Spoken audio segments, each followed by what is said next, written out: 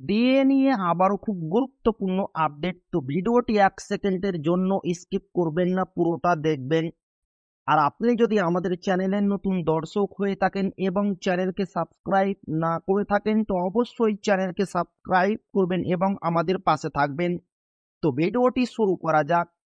রাজ্য সরকারি কর্মীদের মহার্ঘ ভাতা বৃদ্ধির বিরাট ঘোষণা, 1 লাফে বাড়ছে কয়েক শতাংশ।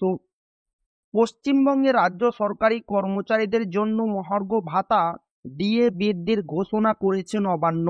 ষষ্ঠ বেতন কমিশনের আওতায় 18% এবং পঞ্চম বেতন কমিশনের আওতায় 10% ডিএ বৃদ্ধি পাবে। রাজ্যের সরকারি কর্মীদের ডিএ নিয়ে বড় ঘোষণা নবান্নের। সুপ্রিম কোর্টে বকেয়া মহার্ঘ ভাতা বা ডিএ মামলার শুনানির মধ্যেই রাজ্য সরকারের তরফে নয়া বিজ্ঞপ্তি জারি করা হলো।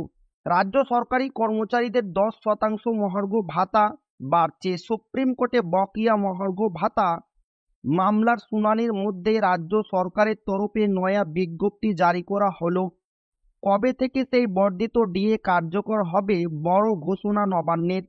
4 নয় 10% ডিএ বাড়ছে বঙ্গের রাজ্য সরকারি কর্মীদের, ঘোষণা নবান্নের।